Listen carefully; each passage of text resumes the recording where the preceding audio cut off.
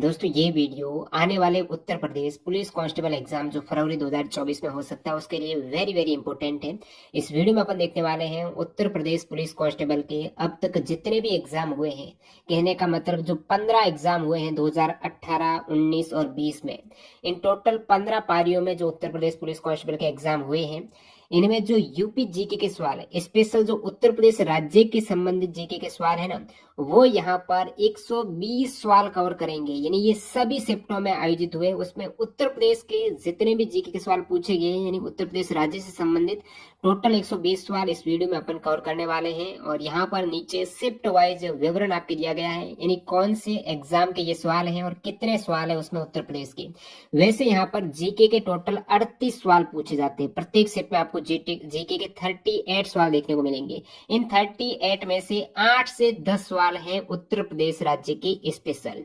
तो यहाँ पर आप देख सकते हो शिफ्ट वाइज डिटेल, जिसमें उत्तर प्रदेश राज्य के जीके के सवाल पूछे गए हैं। जैसे कि 27 जनवरी 2019 को जो उत्तर प्रदेश पुलिस कांस्टेबल का एग्जाम हुआ है 2 पारियों में, इसमें फर्स्ट शिफ्ट में 9 क्वेश्चन यूपी जीके के हैं और 27 जनवरी 2019 के सेकंड शिफ्ट में 8 क्वेश्चन है जो यूपी जीके के हैं। इसी प्रकार बात करूं फिर 28 जनवरी 2019 को हुआ, उसमें फर्स्ट शिफ्ट में 8 सवाल यूपी जीके के पूछे गए और फिर 28 जनवरी 2019 को सेकंड शिफ्ट में 7 क्वेश्चन यूपी जीके के पूछे गए। इसी प्रकार आप देखेंगे 19 में ये 4 एग्जाम हुए थे उत्तर प्रदेश पुलिस के, ठीक है, कांस्टेबल की बात कर रहा हूं, बाकी एसआई के अलग है यहाँ पर। तो उत्तर प्रदेश पुलिस कांस्टेबल में 18 जून 2018 को फर्स्ट शिफ्ट में 10 सवाल जीके के पूछे गए। मैं आपको बता दूं 2019 में जो यूपी पुलिस कांस्टेबल का हुआ है ना, उसमें उत्तर प्रदेश वाला पोर्शन कम था, यानी 7 8 9 ऐसे सवाल थे। लेकिन जब 2018 का पेपर देखा तो उसमें प्रत्येक शिफ्ट में लगभग 10-11 सवाल देखने को मिले। तो 18 जून को फर्स्ट शिफ्ट में 10 सवाल, 18 जून को सेकंड शिफ्ट में 10 सवाल, 19 जून को फर्स्ट शिफ्ट में 11 सवाल और 19 जून को सेकंड शिफ्ट में 9 सवाल देखने को मिले। और नेक्स्ट यहाँ पर नीचे अपन देखेंगे, सभी यहाँ पर इस वीडियो में इंक्लूडेड सवाल आपको देखने को मिलेंगे प्रत्येक शिफ्ट में जो यूपी जीके के पूछे गए हैं। अभी 2018 आपको बता दूं 2018 में री एग्जाम भी हुआ था, दोबारा एग्जाम हुआ था। वो दोबारा एग्जाम हुआ था 25 और 26 अक्टूबर को, तो री एग्जाम के सवाल भी यहाँ पर इंक्लूड कर दिए। तो यूपी पुलिस कांस्टेबल री एग्जाम जो 25 अक्टूबर 2018 को हुआ, उसमें 7 क्वेश्चन यूपी जीके के थे। उसके बाद 26 अक्टूबर 2018 को प्रथम पारी में 9 क्वेश्चन यूपी जीके के, फिर 26 अक्टूबर 2018 के सेकंड शिफ्ट में 8 क्वेश्चन यूपी जीके के। तो आप देख सकते हो यहाँ पर उत्तर प्रदेश पुलिस कांस्टेबल में 8 से 10 सवाल प्रत्येक शिफ्ट में यूपी जीके के पूछे जा रहे हैं। आप कहेंगे टोटल जो 38 सवाल है इनमें 8 से 10 सवाल तो यूपी जीके के स्पेशल आ रहे हैं। अभी आप कहेंगे यूपी जीके का सेम जो सिलेबस है यूपी पुलिस कांस्टेबल का, वो यूपी पुलिस जेल वार्डर का है। सेम 150 सवाल है, सेम यहाँ पर जीके के 38 सवाल भी पूछे जाते हैं। तो यूपी पुलिस जेल वार्डर का जो 2020 में लेटेस्ट एग्जाम हुआ है उसका पेपर देखा तो यहाँ पर 19 दिसंबर 2020 के फर्स्ट शिफ्ट में 2 सवाल थे यूपी जीके के मात्र। उसके बाद 19 दिसंबर 2020 के सेकंड शिफ्ट में 4 क्वेश्चन थे, ठीक है। और यूपी जेल वार्डर 20 दिसंबर 2020 के शिफ्ट फर्स्ट में 4 क्वेश्चन और शिफ्ट सेकंड में 5 क्वेश्चन। तो जेल वार्डर में प्रत्येक शिफ्ट में 4 से 5 क्वेश्चन यहाँ पर यूपी जीके के स्पेशल पूछे गए। तो यहाँ पर ये देख सकते हो 15 यूपी पुलिस कांस्टेबल और यूपी जेल वार्डर की 4 शिफ्ट है और 11 यूपी पुलिस कांस्टेबल की जो 2018-19 में पेपर हुआ है उनके यहाँ पर पूरा आप सवाल देखने को मिलेंगे। और इसकी पीडीएफ फाइल के लिए न्यू कैंडिडेट जो अभी तक नहीं जुड़े हैं टेलीग्राम चैनल से जरूर जुड़ जाना, जहां पर आपको पीडीएफ फाइल मिल जाएगी। टेलीग्राम के लिए आपको सर्च करना है @trendgk, लिंक डिस्क्रिप्शन बॉक्स में है, वहां से डायरेक्टली क्लिक करके आप टेलीग्राम से जुड़ सकते हो, जहां पर इन सभी सवाल की पीडीएफ अवेलेबल हो जाएगी। तो एक बार यहाँ पर आप सवाल देख लो, उसके बाद दोबारा पीडीएफ रिवाइज करेंगे तो ये चीजें आपके दिमाग में और फिट हो जाएगी कि किन से संबंधित सवाल पूछे जाते हैं उत्तर प्रदेश पुलिस कांस्टेबल में यूपी जीके से संबंधित। अब आप यदि सिलेबस देखते हो उत्तर प्रदेश पुलिस कांस्टेबल का, उसमें जीके में उत्तर प्रदेश से संबंधित ये लाइन लिखी है कि उत्तर प्रदेश की शिक्षा, संस्कृति और सामाजिक प्रथाओं के संबंध में विशिष्ट जानकारी। उत्तर प्रदेश में राजस्व, पुलिस व सामान्य प्रशासनिक व्यवस्था।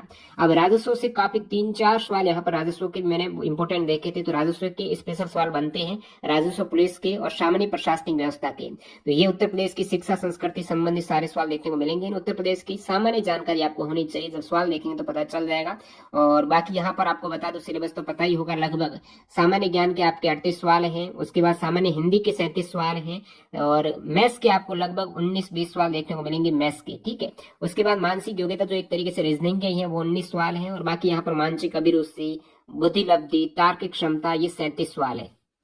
तो लगभग 55 के आसपास सवाल आपको यहाँ पर देखने को मिलेंगे रीजनिंग के और 20 के आसपास मैथ्स के देखने को मिलेंगे। तो मेजर वेटेज यहाँ पर हिंदी, रीजनिंग का ज्यादा है, मैथ्स का है, और सामान्य ज्ञान में यूपी से रिलेटेड इस वीडियो में सवाल जानने वाले हैं। बाकी आप कहेंगे तो इसका एक अलग से स्ट्रेटजी वीडियो भी डाल देंगे, तो चैनल को सब्सक्राइब करके बेल आइकन हिट कर देना कि किस प्रकार आप कम समय में स्मार्ट वे से इसकी तैयारी कर सकते हो प्रीवियस एग्जाम को ध्यान में रखते हुए। तो फिलहाल यहाँ पर कंटिन्यू करते हैं। UP police constable previous year की 15 सितंबर पूछे गए 120 यूपी जीके के सवाल में पहला सवाल आपके सामने, निम्नलिखित में से कौन भारत का सबसे पुराना सार्वजनिक क्षेत्र का बैंक है? तो सबसे पुराना, ये 27 जनवरी के अपन कंटिन्यू कर रहे हैं, 27 जनवरी 2019 के शिफ्ट फर्स्ट के सवाल। इलाहाबाद बैंक है, सबसे पुराना सार्वजनिक क्षेत्र का बैंक है। अब ये यूपी का एक तरीके से इलाहाबाद नाम है, तो ये मैंने यूपी में इंक्लूड कर दिया है। अब ये सबसे पुराना बैंक है, इसका हेडक्वार्टर बोले तो कोलकाता में, ठीक है। इलाहाबाद बैंक का हेडक्वार्टर कोलकाता में है। इसकी स्थापना कब हुई है? तो 1865 में हुई है। इलाहाबाद में स्थापित हुआ था 1865 में, और 1969 में जो बैंकों का राष्ट्रीयकरण हुआ ना, तो ये राष्ट्रीयकरण होकर सार्वजनिक क्षेत्र का बैंक बन गया इलाहाबाद बैंक 1969 में। तो यहाँ पर ऑप्शन 3 करेक्ट हो जाएगा। नेक्स्ट सवाल नंबर 2, उत्तर प्रदेश के किस जिले को पीतल नगरी के नाम से जाना जाता है? ये भी 27 जनवरी की। पीतल नगरी मुरादाबाद, उत्तर प्रदेश का जिला जैसे पीतल नगरी कहेंगे तो पीतल नगरी है मुरादाबाद। तो यहाँ से आपको क्या देखने को मिलता है कि जितने भी उत्तर प्रदेश के जिले हैं उनको अन्य किस नाम से जानते हैं, और भी आने वाले मैंने इसी वीडियो में अपन देखेंगे 3 से 4 और सवाल इससे संबंधित, तो वो सभी आपको याद करने हैं। और इस पर आधारित आप कहेंगे एक अलग से वीडियो लाएंगे, जो सवाल रिपीट हो रहे हैं उनका पूरा डिटेल्ड टॉपिक यहाँ पर आपको मिल जाएगा। मुरादाबाद है पीतल। 27 जनवरी 2019 को 22 जुलाई 2014 को उत्तर प्रदेश के राज्यपाल के रूप में किसने शपथ ली थी? तो यूपी के राज्यपाल उस समय राम नाईक थे। अभी यहाँ पर 2019 से नए राज्यपाल है, वो है आनंदीबेन पटेल। तो उत्तर प्रदेश के वर्तमान राज्यपाल कौन है? आनंदीबेन पटेल है, ठीक है। अब यहाँ पर उत्तर प्रदेश पुलिस कांस्टेबल एग्जाम में 2 सवाल मैंने ऐसे देखे हैं जो आपकी विज्ञप्ति से पूछ लिए हैं। जो उत्तर प्रदेश पुलिस कांस्टेबल की विज्ञप्ति आई ना, उनको थोड़ा ध्यान से आपने देखा होगा, तो ये सभी सवाल 2 सवाल तो पूछे हैं। एक और बताऊंगा। एक सवाल है ये कि उत्तर प्रदेश पुलिस भर्ती और प्रोन्नति बोर्ड द्वारा कांस्टेबल सिविल पुलिस की भर्ती के लिए शारीरिक क्षमता परीक्षा में पुरुष उम्मीदवारों को कितना दौड़ना होता है? तो दौड़ना है, रनिंग आपको पता होगा जो उत्तर प्रदेश पुलिस कांस्टेबल की तैयारी कर रहे हैं, कि आपको 4.8 किलोमीटर की रनिंग है वो 25 मिनट में कंप्लीट करनी रहती है। तो 25 मिनट में 4.8 किलोमीटर है। आप कहेंगे ये तो मेल कैंडिडेट के लिए, तो मेल का ही तो पूछा है, फीमेल का कितना? तो फीमेल का इसका आधा है। फीमेल का टाइम तो आधा नहीं, थोड़ा ज्यादा है, 14 मिनट है, लेकिन दौड़ आधी है, 2.4 किलोमीटर है वो 14 मिनट में फीमेल की। अगला सवाल यहाँ पर, भारतीय प्रौद्योगिकी संस्थान कानपुर ने कहां पर एक कार्यालय स्थापित किया है? तो आईआईटी कानपुर का है, जिसमें पूर्व छात्र संजीव खोसला को संस्थान के विदेशी ब्रांड एम्बेसडर के रूप में नामित किया। तो पूर्व छात्र है ये आईआईटी कानपुर के। तो ये जो कार्यालय स्थापित हुआ है न्यूयॉर्क में हुआ है, ठीक है। नेक्स्ट अपना सवाल है, अभी ये सभी 27 जनवरी के फर्स्ट शिफ्ट के सवाल चल रहे हैं। अगला सवाल है, हिंदू कथा के अनुसार रामायण महाकाव्य के देवीय राजा राम को किसकी राजधानी अयोध्या में शासन किया था? तो यहाँ पर हिंदू कथा के अनुसार रामायण महाकाव्य के देवीय राजा राम ने जो कौशल की राजधानी अयोध्या है वहां पर शासन किया था। तो राम ने अयोध्या पर शासन तो किया, लेकिन अयोध्या किसकी राजधानी? कौशल की राजधानी, ठीक है। नेक्स्ट सवाल है, कौन सा कथक घराना नृत्य रूप के आध्यात्मिक पहलुओं पर अधिक ध्यान केंद्रित करता है? तो लखनऊ। कौन सा कथक घराना? लखनऊ कथक घराना है, ये आध्यात्मिक पहलुओं पर अधिक ध्यान केंद्रित करता है। नेक्स्ट यहाँ पर फिरोजाबाद 200 से अधिक वर्षों से किसका उत्पादन कर रहा है? तो फिरोजाबाद में कांच की चूड़ियों का उत्पादन होता है। आपको बता दूं, एक सवाल आपकी यूपी पुलिस में 2024 में देखने को मिलेगा, वो है 1 डिस्ट्रिक्ट 1 प्रोडक्ट है ना, कौन से डिस्ट्रिक्ट का कौन सा प्रोडक्ट है, सभी रट लेना, क्योंकि अभी 19-18 में भी यहाँ पर सवाल पूछे गए हैं। तो सभी जिलों के अपने प्रोडक्ट रट लेना, उनकी क्या। अब यहाँ पर ये जो पूछा है ना, प्रत्येक जिले की विशेषता में कांच की चूड़ियां उत्पादित होती है, वो कहाँ पर होती है? फिरोजाबाद में, ठीक है। नेक्स्ट सवाल यहाँ पर देखते हैं, 1658 में बहादुरपुर की लड़ाई में शाहजहां के दूसरे बेटे शाह शुजा को शाहजहां के पोते है ना, जिसका नाम है सुलेमान सिखो ने हराया था। तो शाहजहां के दूसरे बेटे शाह शुजा को शाहजहां के पोते ने हराया, जिनका नाम है सुलेमान सिखो।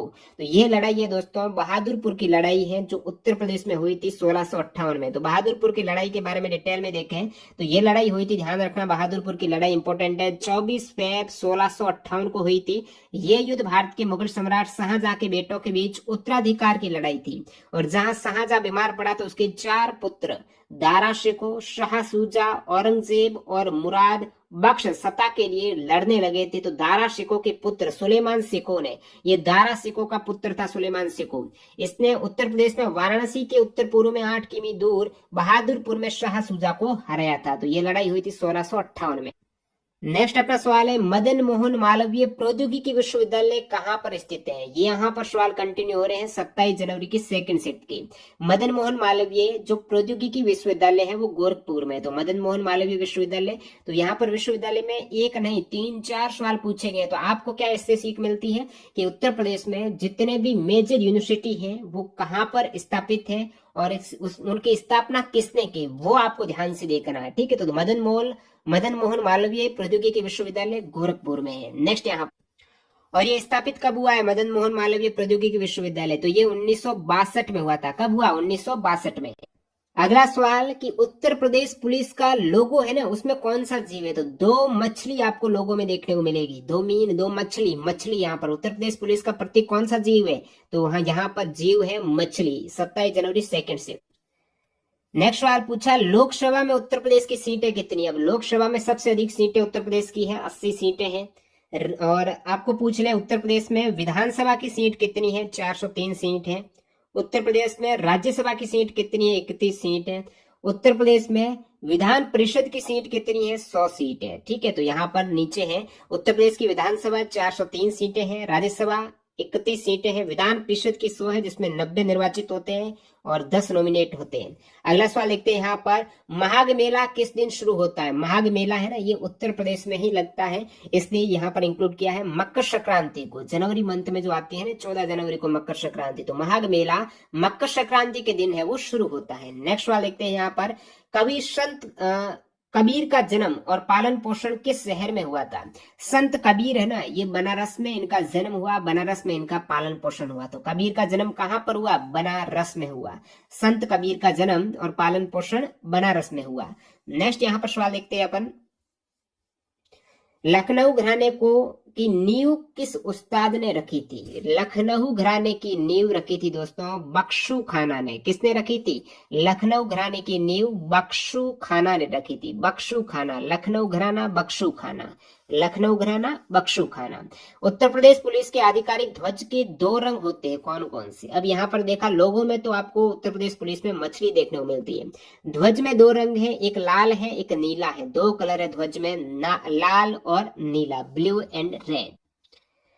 नेक्स्ट है, अमीर खुसरो की कविता छाप तिलक सब छीनी किस भाषा में है? छाप तिलक सब छीनी, ये खड़ी बोली में है। अमीर खुसरो है ना, इनकी कविता है छाप तिलक सब छीनी है। तो पूछ लेना, छाप तिलक सब छीनी किनकी कविता है? अमीर खुसरो की है। अमीर खुसरो ने यहाँ पर छाप छोड़ी है, छीनी की खड़ी बोली में छोड़ दी है छाप। नेक्स्ट अपना है केंद्रीय विश्वविद्यालय। देखिए केंद्रीय विश्वविद्यालय से यहाँ पर सेकंड सवाल आ चुका है। तो पूछा है, केंद्रीय विश्वविद्यालय बाबा साहेब भीमराव अंबेडकर विश्वविद्यालय विद्या विहार किस शहर में स्थित है? ये 28 जनवरी को पूछा है फर्स्ट शिफ्ट में। केंद्रीय विश्वविद्यालय बाबा साहेब भीमराव अंबेडकर विश्वविद्यालय जो विद्या विहार में है ना बाबा साहेब भीमराव अंबेडकर का, वो लखनऊ में है। कहाँ पर है? लखनऊ में। उत्तर प्रदेश पुलिस का हेडक्वार्टर कहाँ पर है? उत्तर प्रदेश पुलिस का मुख्यालय है दोस्तों प्रयागराज में। यूपी पुलिस का हेडक्वार्टर है प्रयागराज में।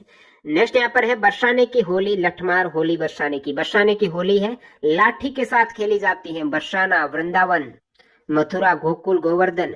तो यहाँ पर जो बरसाना है ना उसकी होली चलती है लाठी से, लठमार होली। नेक्स्ट अपना है उत्तर प्रदेश में आयोजित कंपिल मेला किस समुदाय से जुड़ा हुआ है? उत्तर प्रदेश में आयोजित कंपिल मेला, कंपिल मेला है दोस्तों जैन समुदाय का। यूपी में जो कंपिल मेला है। अब मेले के यहाँ पर एक और चीज नोट करो, मेले के मैंने 5 से 6 सवाल देखे हैं। तो मेले के आपके सवाल पूछे जाएंगे, कौन सा मेला कहाँ पर लगता है? उत्तर प्रदेश के जितने भी मेले हैं वो कहाँ पर लगते हैं, किस धर्म से जुड़े हुए हैं, वो आप देख के जाना। तो ये सवाल भी रिपीट हो रहा है। उत्तर प्रदेश में आयोजित कंपिल मेला जैन समुदाय से जुड़ा हुआ है, 28 जनवरी को फर्स्ट शिफ्ट में आया। भारत में कथक नृत्य की प्रतिपादक है, कथक डांसर पंडित बिरजू महाराज महाराज। कौन है कथक डांसर? पंडित बिरजू महाराज। उत्तर प्रदेश का राज्य नृत्य है कथक दोस्तों। नेक्स्ट अपना सवाल है, निम्नलिखित में से क्या उत्तर प्रदेश पुलिस विभाग की चयन प्रक्रिया के चरणों में एक नहीं है? तो यहाँ पर पहले तो दौड़ का पूछा था, अभी यूपी पुलिस की चयन प्रक्रिया में क्या होता है? शारीरिक परीक्षण बिल्कुल आपका होता है, माप तोल होगा, शारीरिक परीक्षण होगा, शैक्षिक योग्यता तो चाहिए ही चाहिए। यूपी पुलिस कांस्टेबल का आप एग्जाम दे रहे हो तो शैक्षणिक योग्यता यहाँ पर जरूरी है। आयु की पात्रता का भी हुआ है, 3 वर्ष बढ़ी है तो आयु की पात्रता भी। भाषा परीक्षण ऐसा कोई अलग से भाषा परीक्षण नहीं होता, आपका जो एग्जाम होता है वही होता है, तो ये एक नहीं है प्रक्रिया में शामिल। एक पौराणिक कथा के अनुसार किस देवता ने 10 अश्वमेध घाट पर किए जाने वाले 10 अश्वमेध यज्ञ के दौरान 10 घोड़ों की बलि दी थी? तो 10 अश्वों का मेध हुआ, उनके यज्ञ के दौरान 10 घोड़ों की बलि दी थी। किस देवता ने? भगवान ब्रह्मा ने दी थी, ऐसी पौराणिक मान्यता। तो एक सवाल मैंने और नोट किया यहाँ पर, जितने भी, क्योंकि उत्तर प्रदेश है धार्मिक नगरी है काफी ज्यादा, और बहुत भगवान कृष्ण है, भगवान राम रिलेटेड है, काफी जगह है जहां से कथाएं जुड़ी हुई है, तो उनसे सवाल पूछे जाते हैं। तो यहाँ पर ये पौराणिक कथा है भगवान ब्रह्मा से, जहां पर 10 अश्वमेध यज्ञ के दौरान 10 घोड़ों की बलि दी गई थी। और ये जो 10 अश्वमेध घाट है ना, ये दोस्तों कहाँ पर है? तो ये है वाराणसी में, गंगा तटवर्ती सुप्रसिद्ध स्थान है 10 अश्वमेध वाराणसी में। अगला सवाल है, उद्घाटन के बाद लखनऊ के इकाना क्रिकेट स्टेडियम, तो इकाना क्रिकेट स्टेडियम कहाँ पर है? लखनऊ में। तो उद्घाटन के बाद पहला जो क्रिकेट मैच हुआ था ना, वो भारत और वेस्ट इंडीज के मध्य T20 मैच खेला गया था। अगला सवाल है, वर्ष 1887 में इलाहाबाद विश्वविद्यालय की स्थापना किसने की? यहाँ पर पूछ गया है इलाहाबाद यूनिवर्सिटी की स्थापना किसने की? तो इलाहाबाद यूनिवर्सिटी की स्थापना, एक तो सवाल में ही आंसर है, 1887 में इसकी स्थापना की गई थी। ये भी एक सवाल बनता है, कब स्थापना हुई है इलाहाबाद यूनिवर्सिटी की? तो 1887 में। किसने की थी? सर विलियम मुयर ने की थी। विलियम मुयर याद रखिएगा, जिन्होंने इलाहाबाद विश्वविद्यालय की स्थापना 1887 को की थी, विलियम मुयर। पहली महिला मुख्यमंत्री वर्ष 1963 में नियुक्त की गई थी, उन्होंने किस भारतीय राज्य सरकार का नेतृत्व किया था? अब प्रथम महिला मुख्यमंत्री हुई थी ना, वो थी सुचेता कृपलानी। तो सुचेता कृपलानी है वो उत्तर प्रदेश की महिला मुख्यमंत्री बनी थी, और वो किसी भी राज्य की पहली महिला मुख्यमंत्री थी सुचेता कृपलानी, जो उत्तर प्रदेश की बनी थी। कब बनी थी? 1963 में बनी थी। ये 28 जनवरी 2019 के सेकंड से अपने सवाल आए हैं। उत्तर प्रदेश में सुचेता कृपलानी बनी थी 1963 से 1967 तक। नेक्स्ट अपना सवाल है, वर्ष 2017 में उत्तर प्रदेश के मुख्यमंत्री कौन चुने गए? तो यूपी के मुख्यमंत्री सभी को पता है, योगी आदित्यनाथ। आगे सवाल आएगा, आदित्यनाथ किस पंथ से जुड़े हुए हैं? नेक्स्ट अपना यहाँ पर सवाल है, निम्नलिखित में से उत्तर प्रदेश का राज्य पक्षी कौन सा है? राज्य पक्षी है दोस्तों सारस। अब उत्तर प्रदेश के यहाँ पर आप देख सकते हो राज्य पशु है वो है बारहसिंगा, स्वैम्प डियर है राज्य पशु। राज्य वृक्ष है अशोक, राज्य वृक्ष याद रखिएगा अशोक है। राज्य पशु डियर है, बारहसिंगा है। राजकीय पक्षी है वो सार्स करें, जो आपको पूछा, पक्षी सार्स है, वृक्ष अशोक है, पशु बारहसिंगा है। राजकीय पुष्प दोस्तों पलाश है। पुष्प का आगे सवाल आएगा तो यहाँ पर देख लो, पुष्प पलाश है। राज्य गीत उत्तर प्रदेश का, उत्तर प्रदेश समेटता खुद को, ये राज्य गीत है। ये पूरा है उत्तर प्रदेश समेटता खुद को इतिहास के पन्नों में, इस टाइप से। राज्य खेल है यूपी का हॉकी, राज्य नृत्य है कथक। तो उत्तर प्रदेश के ये प्रतीक है, राजकीय पशु स्वैम्प डियर, राजकीय वृक्ष अशोक, राजकीय पक्षी सारस, पुष्प पलाश, राज्य गीत उत्तर प्रदेश समेटता खुद को इतिहास के पन्नों में, राज्य खेल हॉकी। नेक्स्ट सवाल यहाँ पर आपके सामने, वर्ष 1937 से 1950 तक उत्तर प्रदेश को किस नाम से जाना जाता था? तो 1937 से 50 तक उत्तर प्रदेश का जो पहले नाम था वो संयुक्त प्रांत था। आगे सवाल आएगा कब तक संयुक्त प्रांत रहा? तो संयुक्त प्रांत रहा 1937 से 1950 तक। ध्यान रखना 1937 से 1950 तक उत्तर प्रदेश रहा था संयुक्त प्रांत के नाम से, संयुक्त प्रांत उत्तर प्रदेश। ठीक है। उत्तर प्रदेश के किस शहर में भगवान शिव के सम्मान में कैलाश मेला आयोजित होता है? अब मेले से ये यहाँ पर और सवाल आया है, कैलाश मेला है भगवान शिव के सम्मान में कहाँ पर आयोजित होता है? तो कैलाश होता है आगरा में, कैलाश मेला आगरा में, ध्यान रखिएगा। तो पूछ ले कैलाश मेला कहाँ पर, आप कहेंगे आगरा में। अगला सवाल है, निम्नलिखित में से कौन उत्तर प्रदेश की सबसे लंबी नहर है? सबसे लंबी नहर शारदा नहर। कौन सी नहर उत्तर प्रदेश की सबसे लंबी नहर है? तो शारदा, सबसे, शारदा है ना, शारदा, शारदा सबसे लंबी है, शारदा सबसे लंबी। नेक्स्ट है सरदार वल्लभ भाई पटेल। यहाँ पर यूनिवर्सिटी से एक और सवाल आपके सामने आता हुआ, सरदार वल्लभ भाई पटेल कृषि और प्रौद्योगिकी विश्वविद्यालय भारत के उत्तर प्रदेश राज्य में कहाँ पर है? तो वल्लभ भाई पटेल कृषि और प्रौद्योगिकी विश्वविद्यालय है ये दोस्तों उत्तर प्रदेश के मेरठ जिले में है। उत्तर प्रदेश राज्य के कहाँ पर किस जिले में कृषि विश्वविद्यालय? तो मेरठ में है दोस्तों वल्लभ भाई पटेल। तो वल्लभ भाई पटेल यूनिवर्सिटी है मेरठ में। कहाँ पर है? मेरठ में पटेल, मेरठ में पटेल। तो ये है सरदार वल्लभ भाई पटेल कृषि और प्रौद्योगिकी विश्वविद्यालय। अगला सवाल है मुरादाबाद किस काम के लिए प्रसिद्ध है? देखिए इस टाइप से दोबारा सवाल आया प्रोडक्ट और संबंधित स्थान का। मुरादाबाद पीतल काम के लिए प्रसिद्ध है और दुनिया भर में हस्तकला उद्योग में खुद के लिए एक जगह बना चुका है पीतल के काम के लिए मुरादाबाद। ठीक है, तो दोबारा रिपीट हुआ, इससे पहले भी मुरादाबाद का आ चुका है। मुरादा है, पीतल है वो, मुरादा है, पीतल है वो, कहीं ना कहीं मुरादाबाद का प्रोडक्ट है जहां पर काम के लिए प्रसिद्ध है, पीतल पर काम होता है मुरादाबाद में। 19 जून 2018 फर्स्ट में आ चुका है। नेक्स्ट अपना गुलाबी गैंग से सवाल। गुलाबी गैंग के संस्थापक कौन है? तो संपत पाल देवी, संपत पाल देवी, गुलाबी पाल। ठीक है, संपत पाल देवी, संगीता पाल, शीला पाल, सभी में पाल पाल कर रखा है, लेकिन गुलाबी है तो आपको संपत पाल देवी करना है। संपत पाल देवी गुलाबी गैंग की संस्थापक। ये जो गुलाबी गैंग है ना, उत्तर प्रदेश और मध्य प्रदेश आधारित एक सामाजिक संगठन है जो महिला कल्याण और सशक्तिकरण के लिए काम करती है यूपी और एमपी में, जिसकी फाउंडर है संपत पाल देवी। नेक्स्ट अपना है निम्नलिखित में से किस जिले को राष्ट्रीय राजधानी क्षेत्र एनसीआर के 23वें जिले के रूप में शामिल किया गया है?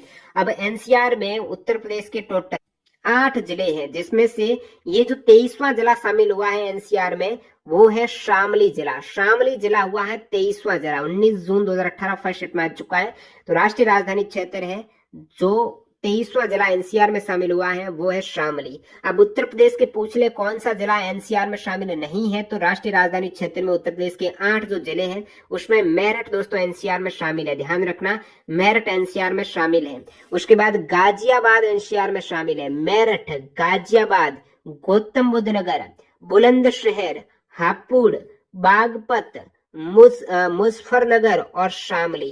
तो ये 8 जिले हैं। तो यहाँ पर विकल्प में देखेंगे ना, केवल शामली एक ही है इनमें से जो शामिल है। तो ये अच्छी बात है, आपको यदि 8 जिले पता होते कौन सा शामिल है तो वही आप टिक करते। मेरठ शामिल है दोस्तों, गाजियाबाद है, गौतम बुद्ध नगर है, गाजियाबाद है, ग से गाजियाबाद, ग से गौतम बुद्ध नगर है, और यहाँ पर मेरठ, बुलंदशहर, हापुड़, बागपत, मुजफ्फरनगर, शामली, ये 8 जिले हैं दिल्ली एनसीआर में।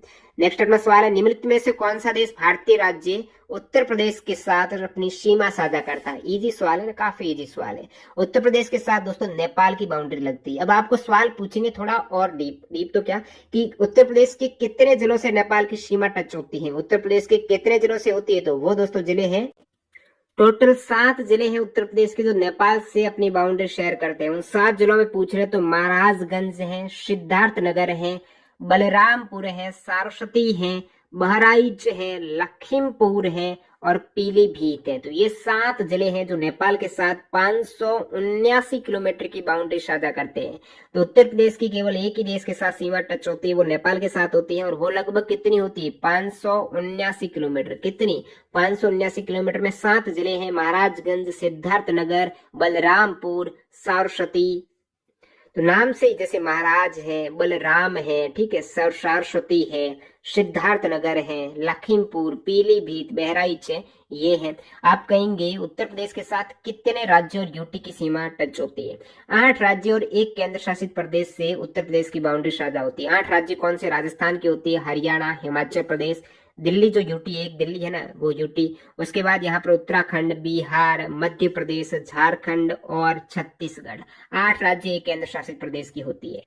अगला सवाल नंबर 38। बाराबंकी में देवा मेला प्रत्येक वर्ष हिंदू कैलेंडर के कार्तिक महीने में प्रसिद्ध सूफी संत कौन वारिस अली शाह के वार्षिक उर्स के अवसर पर आयोजित होता है? तो मेले का यहाँ पर सवाल है ना, बाराबंकी जो जिला उत्तर प्रदेश का, यहाँ पर देवा मेला प्रत्येक वर्ष होता है। वारिस अली शाह के वार्षिक वर्ष के अवसर पर बाराबंकी में देवा मेला होता है। कौन सा मेला? बाराबंकी में देवा मेला पूछ ले कब होता है? तो कार्तिक महीने में होता है। कार्तिक महीने में सूफी संत वारिस अली शाह के वार्षिक वर्ष पर।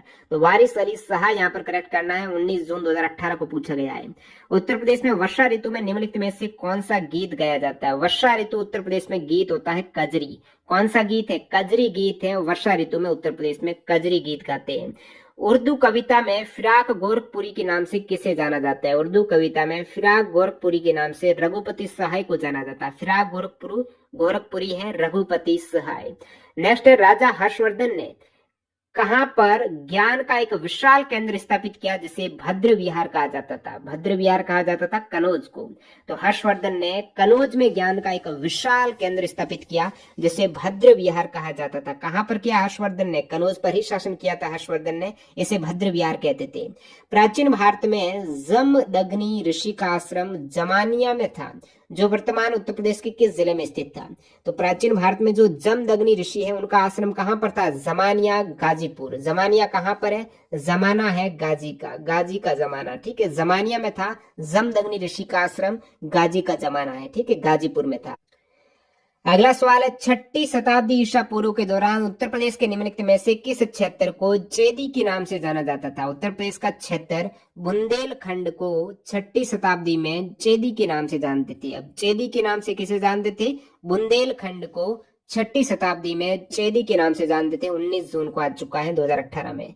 निम्नलिखित में से कौन सा जिला उत्तर प्रदेश के बुंदेलखंड क्षेत्र से संबंधित है? अब यहाँ पर इन ऑप्शन में से महोबा है, दोबारा सेम सवाल आएगा, बुंदेलखंड क्षेत्र से संबंधित कौन सा जिला है? तो महोबा रिपीट होगा दोबारा। ये 19 जून को पूछा है 2018 के सेकंड सेट में। बुंदेलखंड में अब जिलों की बात करें जो उत्तर प्रदेश और मध्य प्रदेश में ये क्षेत्र पड़ता है बुंदेलखंड, इसमें उत्तर प्रदेश के कौन से जिले हैं बुंदेलखंड क्षेत्र में? तो उत्तर प्रदेश का जालौन जिला है बुंदेलखंड में, उत्तर प्रदेश का झांसी जिला है, उत्तर प्रदेश का ललितपुर है, चित्रकूट है, हमीरपुर है, बांदा जिला है और महोबा है। और ये सभी उत्तर प्रदेश के 7 जिले हैं जो बुंदेलखंड क्षेत्र में है। जालौन, झांसी, ललितपुर, चित्रकूट, हमीरपुर, बांदा और महोबा, ठीक है। तो जालौन, झांसी, ललितपुर, चित्रकूट, हमीरपुर, बांदा और महोबा। अब मध्य प्रदेश के कितने जिले हैं बुंदेलखंड में? तो मध्य प्रदेश का आप देख सकते हो सागर, दमोह, टीकमगढ़, छतरपुर, पन्ना, दतिया, इसके अलावा भिंड जिले का लाहर क्षेत्र, ग्वालियर जिले का मांडेर तहसील तथा रायसेन का विदिशा जिले का कुछ भाग है। तो यहाँ पर विशेषकर उत्तर प्रदेश का याद रखना है, जालौन, झांसी, ललितपुर, चित्रकूट, हमीरपुर, बांदा और महोबा। आपको महोबा विकल्प में दे रखा था। उत्तर प्रदेश का क्षेत्रफल देश के कुल क्षेत्रफल का लगभग कितना है? तो उत्तर प्रदेश का क्षेत्रफल देश के कुल क्षेत्रफल का है दोस्तों 7.3%। कितना है? 7.3%। उत्तर प्रदेश का क्षेत्रफल कितना है दोस्तों? वो है 2,38,566 वर्ग किलोमीटर। कितना है? 2,38,566, याद रखते हो आप, 2,38,566। तो ये उत्तर प्रदेश का क्षेत्रफल आपको याद रखना ही है, 2,38,566 है। ये कुल देश के क्षेत्रफल का 7.5%, 7.3% एग्जैक्टली यहाँ पर ये कुल देश के क्षेत्रफल का है। उत्तर प्रदेश की बात हो रही है तो इसका अक्षांशीय और देशांतरी जो विस्तार है वो आपको पता होना चाहिए, क्योंकि थोड़े सामान्य से सवाल आपको पता होंगे तभी यहाँ से जनरल सवाल पूछेंगे। तो यदि यूपी के बाहर के कैंडिडेट हैं जो फॉर्म डाले हैं उनके लिए इंपॉर्टेंट है। उत्तर प्रदेश का अक्षांशीय विस्तार है 23 डिग्री 52 मिनट उत्तरी अक्षांश से 30 डिग्री 24 मिनट उत्तरी अक्षांश तक। तो 23-30 याद रखिएगा, 23-52 से 30-24, 23-52, 30-24 उत्तरी अक्षांश, 7705 पूर्वी देशांतर से 8438 पूर्वी देशांतर तक। अब पूर्व से पश्चिम उत्तर प्रदेश की ये वाली जो लंबाई है ना वो है 650 और उत्तर से दक्षिण है 240। उत्तर से दक्षिण कम है 240, ये वाली ज्यादा है 650 है। तो पूर्व से पश्चिम 650 किलोमीटर है, उत्तर से दक्षिण 240 किलोमीटर है। यूपी का गठन 1 नवंबर 1956 को हुआ है। क्षेत्रफल 2,38,566 वर्ग किलोमीटर। नेक्स्ट अपना सवाल है, 6ठी शताब्दी ईसा पूर्व में मथुरा की राजधानी क्या थी? 6ठी शताब्दी में ईसा पूर्व जो मथुरा है, पूछा है मथुरा किसकी राजधानी थी? मथुरा राजधानी किसकी थी? सुरसेन की। मथुरा सुरसेन की राजधानी बन गई थी 6ठी शताब्दी में। मथुरा कहाँ की? तो मथुरा सुरसेन की। मथुरा सुरसेन की राजधानी बनी थी। नेक्स्ट अपना है, उत्तर प्रदेश दैनिक समाचार पत्र हिंदुस्तान 1887 के संपादक कौन थे? तो उत्तर प्रदेश का जो दैनिक समाचार पत्र है हिंदुस्तान, ये 1887 में इनके संपादक थे मदन मोहन मालवीय। तो मदन मोहन मालवीय ने उत्तर प्रदेश दैनिक समाचार पत्र हिंदुस्तान को पब्लिश किया था। MMM 1887 हिंदुस्तान, ठीक है, 1887 मदन मोहन मालवीय ने किया था। नेक्स्ट सवाल अपन देखते हैं, उत्तर प्रदेश में सभी आधिकारिक कार्यों में हिंदी का उपयोग करने के लिए किस वर्ष इसे कानूनी रूप से बाध्यकारी बना दिया गया था? सही जवाब है 1951 से। उत्तर प्रदेश के सभी ऑफिशियल कार्य है वो हिंदी का उपयोग करने के लिए 1951 में से कानूनी रूप से बाध्यकारी बताएं कि उत्तर प्रदेश में जो भी ऑफिशियल काम है वो हिंदी में होंगे। तो 1951 में ये बाध्य कर दिया।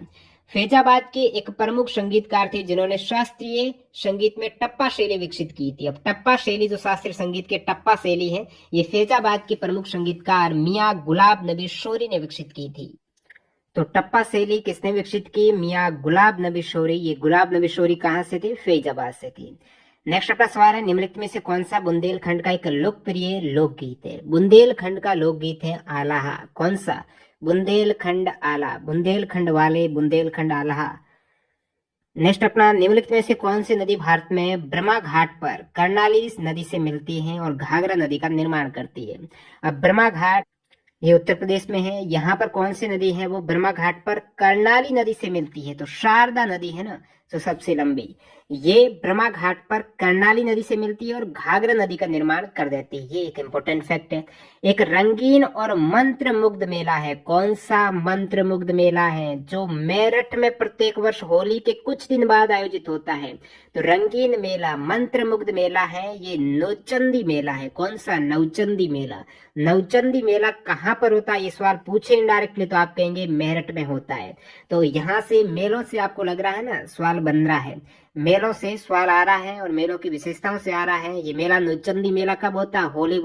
होली होती है उसके कुछ दिन बाद होता है नौचंदी मेरठ। ठीक है, नौचंदी मेरठ में, नौचंदी मेरठ।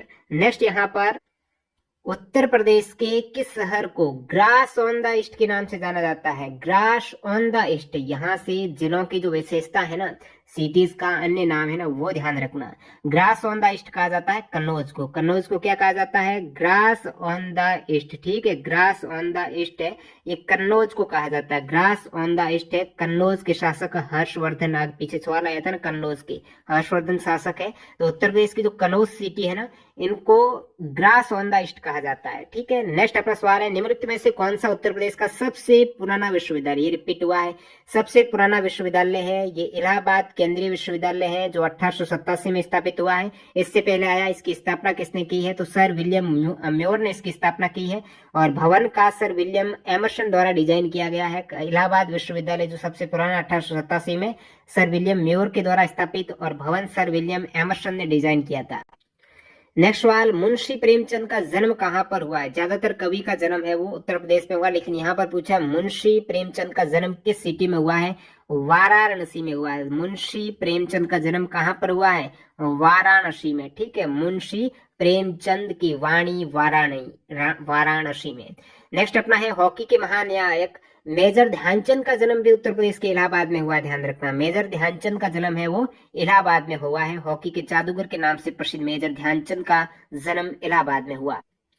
2016-17 के अनुसार चीनी उत्पादन और आउटपुट में 1/3 से अधिक किस भारतीय राज्य का हिस्सा है? चीनी उत्पादन में सबसे अधिक गन्ना उत्तर प्रदेश में होता है, तो यहीं से चीनी प्रोडक्शन 1/3 होती है पूरे भारत की। उत्तर प्रदेश का राज्य पुष्प पलाश, यहाँ पर बता चुके हैं अपन एक्स्ट्रा फैक्ट में पहले ही, राज्य पुष्प है पलाश।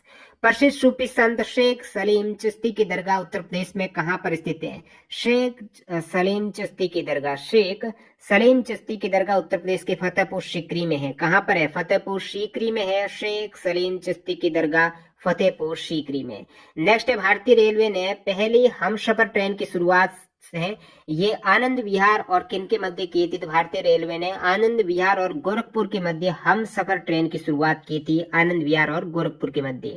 2011 की जनगणना के अनुसार उत्तर प्रदेश का निम्नलिखित में से किस जिले में सबसे अधिक जनसंख्या है? तो सबसे अधिक जनसंख्या है उत्तर प्रदेश के इलाहाबाद जिले में। इलाहाबाद प्रयागराज में हाईएस्ट पॉपुलेशन है। 2011 की सेंसस आप देखेंगे तो उत्तर प्रदेश की यहाँ पर जो कुल जनसंख्या है वो देश की जनसंख्या का 16.51% है। टोटल जनसंख्या, देश की जनसंख्या 16.51% है और जो टोटल परसेंटेज था ना 7.3% था वो देश के क्षेत्रफल का, लेकिन जनसंख्या का यहाँ पर 16% शेयर करता है। क्षेत्रफल कम करता है देश का, लेकिन जनसंख्या ज्यादा उसके सापेक्ष शेयर करता है देश की। 16.51% जनसंख्या उत्तर प्रदेश में। उत्तर प्रदेश में हाईएस्ट जो पॉपुलेशन रहती है उसमें कितनी है उत्तर प्रदेश में टोटल पॉपुलेशन? तो यहाँ पर आप देखेंगे 19,98,12,341 है। लगभग 20 करोड़ पॉपुलेशन उत्तर प्रदेश की 2011 की सेंसस कहती है। इस 20 करोड़ में से पुरुष और महिला का परसेंटेज कितना है? तो इसमें 52.29% तो पुरुष है और 47.71% महिला है। तो कहने का मतलब यहाँ पर पुरुष ज्यादा है 52.29 और महिला 47.1 है। और उत्तर प्रदेश में ग्रामीण और नगरीय जनसंख्या की बात करें तो ग्रामीण जनसंख्या है 77.73, नगरीय जनसंख्या है 22.27। आपको जो सवाल पूछा था उत्तर प्रदेश के किस जिले की जनसंख्या सबसे अधिक है, तो वो प्रयागराज है, इलाहाबाद है। सेकंड हाईएस्ट है मुरादाबाद की, थर्ड हाईएस्ट है गाजियाबाद की। तो ये टॉप 3 उत्तर प्रदेश के हाईएस्ट पॉपुलेशन वाले जिले हैं, प्रयागराज, मुरादाबाद, गाजियाबाद। प्रयागराज, ठीक है। न्यूनतम जनसंख्या कहाँ पर है उत्तर प्रदेश में? सबसे कम जनसंख्या वाला जिला है महोबा, उसके बाद चित्रकूट, फिर हमीरपुर। तो सबसे कम महोबा, सबसे अधिक प्रयागराज। तो महोबा, प्रयागराज। उत्तर प्रदेश का जनसंख्या घनत्व कितना है? तो उत्तर प्रदेश में प्रति वर्ग किलोमीटर में लगभग 829 व्यक्ति रहते हैं, काफी ज्यादा रहते हैं दोस्तों उत्तर प्रदेश में, प्रति वर्ग 829 व्यक्ति। भारत का 382 व्यक्ति पर स्क्वायर किलोमीटर, लेकिन आप देखेंगे उत्तर प्रदेश का तो 829 व्यक्ति रहते हैं पर स्क्वायर किलोमीटर में। उत्तर प्रदेश में साक्षरता कितनी है? 67.72 है। उत्तर प्रदेश का औसत लिंगानुपात कितना है? 912। ये भी इंडिया से कम है, 943 इंडिया का है। उत्तर प्रदेश का कितना है? 912। नेक्स्ट अपना है महाराजा स्वाई जय सिंह द्वितीय ने कहां पर खगोलीय वेधशाला स्थापित की है उत्तर प्रदेश में? अब स्वाई जय सिंह ने 5 जगह पर जंतर मंतर स्थापित किया था। जो जंतर मंतर खगोलीय वेधशाला, उसमें उज्जैन भी एक था उन 5 जगहों में से। वो 5 जगहों भी बता देता हूँ। नई दिल्ली में जंतर मंतर स्थापित हुआ था, जयपुर में हुआ था, उज्जैन में हुआ है, मथुरा में हुआ है, वाराणसी में हुआ था। उत्तर प्रदेश के काफी जगहों में हुआ है, उज्जैन, मथुरा, वाराणसी। यहाँ पर ये 3 जगह यूपी की है, जयपुर, राजस्थान, नई दिल्ली। 5 जगह पर खगोलीय वेधशाला, जिसमें उज्जैन में भी एक है, जयसिंह द्वितीय ने बनाई थी। उत्तर प्रदेश बेसिक शिक्षा परिषद की स्थापना यूपी जेल वार्डर में आया था। उत्तर प्रदेश बेसिक शिक्षा परिषद की स्थापना 1972 में। उत्तर प्रदेश बेसिक शिक्षा परिषद है 1972 में स्थापित। नेक्स्ट है उत्तर प्रदेश के किस जिले में व्यापार सुविधा केंद्र और शिल्प संग्रहालय स्थापित है? तो उत्तर प्रदेश का जिला जहां पर व्यापार सुविधा केंद्र और शिल्प संग्रहालय है वो वाराणसी में है। वाराणसी में है व्यापार सुविधा केंद्र, है वाराणसी में। उत्तर प्रदेश मुख्यमंत्री अप्रेंटिसशिप प्रोत्साहन योजना के बारे में कौन से कथन सत्य है? तो उत्तर प्रदेश मुख्यमंत्री जो अप्रेंटिसशिप योजना है, जो ट्रेनिंग वाली अप्रेंटिसशिप योजना है, उसमें सरकार ने CMAPS के लिए 100 करोड़ रुपए का प्रावधान किया है। तो CM जो अप्रेंटिस प्रोत्साहन स्कीम है, उसके लिए 100 करोड़ रुपए का प्रावधान रखा है, बिल्कुल सही कथन है। उम्मीदवार को 2500 रुपए प्रति माह वजीफे के रूप में बिल्कुल यहाँ पर स्टिपेंड मिलेगा, 2500 रुपए पर माह। 100 करोड़ टोटल यहाँ पर फंड है, उसमें से 2500 रुपए पर माह मिलेगा जो भी ट्रेनी है, प्रशिक्षु को। वजीफे की कुल राशि, स्टिपेंड की कुल राशि केंद्र सरकार है वो 1500 रुपए वहन करेगी। इन 2500 में से 1500 रुपए केंद्र के हैं, 1000 रुपए है राज्य के, ठीक है। तो ये तीनों ही स्टेटमेंट करेक्ट है उत्तर प्रदेश मुख्यमंत्री अप्रेंटिसशिप प्रोत्साहन योजना में। उपरोक्त सभी है, पूछा है कौन सा सही है, तो सभी 3 सही है। ग्लोबल हैंड वॉशिंग डे पर उत्तर प्रदेश सरकार द्वारा शुरू किया गया सामाजिक अभियान है हाथ धोना रोके कोरोना। तो ये कोरोना के दौरान। वर्तमान में उत्तर प्रदेश विधानसभा के अध्यक्ष कौन है? तो वर्तमान में है सतीश महाना। सभापति है उत्तर प्रदेश विधानसभा के सतीश महाना।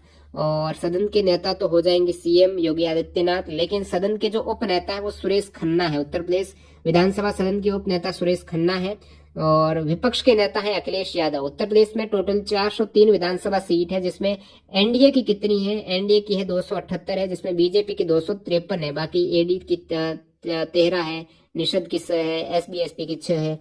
नेक्स्ट अपना सवाल है देवा शरीफ मेला। आप देखिए मेलों से एक और सवाल, देवा शरीफ मेला, इससे पहले सवाल में मेंशन था देवा शरीफ मेला, मैंने कहा बाराबंकी में। देवा शरीफ मेला कहाँ पर आयोजित किया जाता है? बाराबंकी। देवा शरीफ है बाराबंकी में, ठीक है।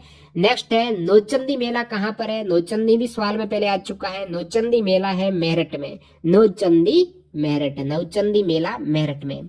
आगरा लखनऊ एक्सप्रेस वे उत्तर प्रदेश के कितने जिलों से होकर गुजरता है? आगरा लखनऊ एक्सप्रेस वे, तो एक्सप्रेस वे देख लेना, तो उत्तर प्रदेश से गुजरते हैं। नेशनल हाईवे जो उत्तर प्रदेश से गुजरते हैं। आगरा लखनऊ एक्सप्रेस वे 10 कितने जिलों से? 10 जिलों से गुजरता है। 2011 की जनगणना के अनुसार उत्तर प्रदेश में निम्न में से किस जिले में लिंगानुपात सबसे अधिक है? तो लिंगानुपात सेक्स रेशियो हाईएस्ट है जौनपुर में। उत्तर प्रदेश में कहां पर लिंगानुपात सबसे अधिक है? जौनपुर जिले का। यहाँ पर न्यूनतम लिंगानुपात है गौतम बुद्ध नगर का 851 और सबसे अधिक है वो जौनपुर का है। तो जौनपुर में जौन आ गई लिंगानुपात की, सबसे अधिक है। सबसे कम है लिंगानुपात, वो है गौतम बुद्ध नगर। 2011 की जनगणना के अनुसार उत्तर प्रदेश में कितने जिले हैं? अब जब 2011 की सेंसस हुई उस समय उत्तर प्रदेश में 71 जिले थे, अभी कितने हैं? 75 जिले हैं। तो नए जिले जो ऐड हुए उसमें है दोस्तों परबुधा नगर है, पंचशील नगर है, भीम नगर है। तो अभी टोटल 75 जिले हैं।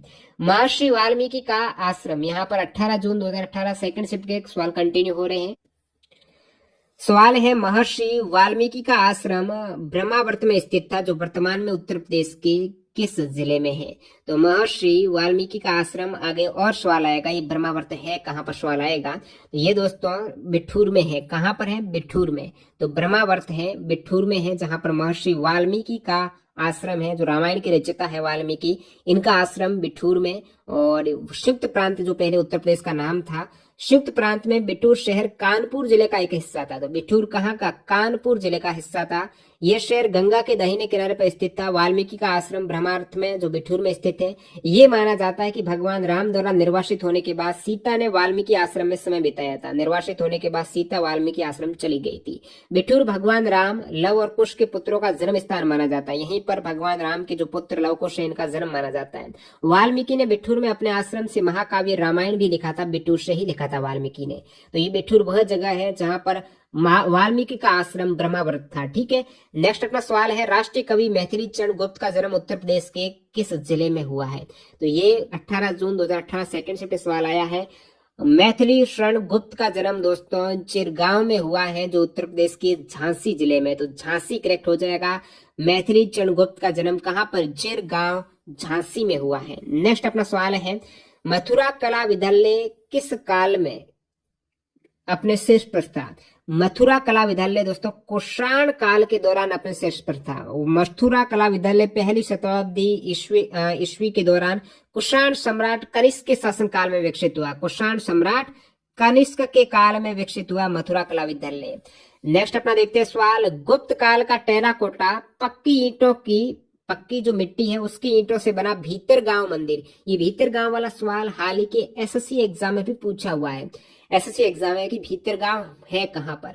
भीतरगांव उत्तर प्रदेश में है दोस्तों, उत्तर प्रदेश के कानपुर जिले में है। कहां पर है? कानपुर जिले में। तो भीतरगांव मंदिर उत्तर प्रदेश के कानपुर में है। और यहाँ के जो मंदिर है वो किसके बने हुए? भीतरगांव के मंदिर गुप्त काल का टेराकोटा की ईंटों से बने हुए, पक्की मिट्टी की ईंटों से है, टेराकोटा की ईंटों से बने हैं भीतरगांव के मंदिर। गुप्त काल की जो टेराकोटा की ईंटें हैं उनसे भीतरगांव के मंदिर, जो कि कानपुर में है। भीतरगांव कहां पर? तो भीतर आपके कान के भीतर। नेक्स्ट अपना है, वाराणसी के विश्वनाथ मंदिर का निर्माण किसके द्वारा किया गया था? यह भी 18 जून 2018 से 2 में पूछा है। वाराणसी के विश्वनाथ मंदिर का निर्माण है ये रानी अहिल्याबाई ने किया था। किसने किया था? तो ये जो विश्वनाथ मंदिर है, वर्तमान मंदिर का निर्माण महारानी अहिल्याबाई होलकर द्वारा 1780 में करवाया गया था। 1780 में। बाद में महाराजा रणजीत सिंह के द्वारा 1835 में 1000 किलोग्राम शुद्ध सोने के द्वारा इसको बनाया गया है। वाराणसी का विश्वनाथ मंदिर है। शुरुआत में रानी अहिल्याबाई होलकर ने बनाया था 1780 में, लेकिन 1835 में 1000 किलोग्राम, 1835 में 1000 केजी सोने से बना दिया था रणजीत सिंह ने। तो रण जीत लिया भाई यहाँ पर विश्वनाथ मंदिर बनाकर। उससे पहले बनाया था रानी अहिल्याबाई। ठीक है। नेक्स्ट अपना सवाल है, उत्तर प्रदेश के लोकायुक्त का पद है ये कब सर्जित किया गया था? उत्तर प्रदेश का लोकायुक्त का पद है ये दोस्तों 1975 में सर्जित किया गया था। कब सर्जित हुआ था? 1975 में लोकायुक्त एक्ट पारित हुआ उत्तर प्रदेश सरकार द्वारा। भ्रष्टाचार विरोध प्राधिकरण है लोकायुक्त, जो कर्मचारी भ्रष्टाचार करते हैं उनके विरुद्ध में। ये पद 1975 में। कब सर्जित हुआ? 1975 में। चलो, फर्रुखाबाद में गंगा नदी के किनारे मुगल घाट का निर्माण किस बादशाह ने करवाया था? तो फर्रुखाबाद में गंगा नदी के किनारे मुगल घाट का निर्माण दोस्तों कराया था वो औरंगजेब ने कराया था। फर्रुखाबाद में गंगा नदी के किनारे मुगल घाट का निर्माण मुगल बादशाह औरंगजेब ने करवाया था। औरंगजेब गंगा की चिकित्सकीय विशेषताओं और उनके महत्व को भली भांति परिचित था, और यहाँ पर फर्रुखाबाद में इन्होंने मुगल घाट का निर्माण करा दिया था। औरंगजेब काफी परिचित था गंगा नदी की जो पवित्रता है उससे। तो आपको पूछ ले, गंगा के किनारे मुगल घाट का निर्माण बादशाह औरंगजेब ने कहां पर कराया था? फर्रुखाबाद में कराया था। कहां पर? फर्रुखाबाद में। ये 18 जून सेकंड शिफ्ट का सवाल है। नेक्स्ट है, किस लोक नृत्य का आयोजन बुंदेलखंड क्षेत्र में फसल कटाई के समय किया जाता है? बुंदेलखंड में फसल कटाई के समय शौरा नृत्य, कौन सा? शौरा नृत्य किया जाता है। फसल कटाई के समय शैरा या शौरा नृत्य होता है। नेक्स्ट यहाँ पर आगरा की मोती मस्जिद का निर्माण किसके द्वारा करवाया गया था? आगरा की मोती मस्जिद का निर्माण कराया गया था यहाँ पर शाहजहां ने।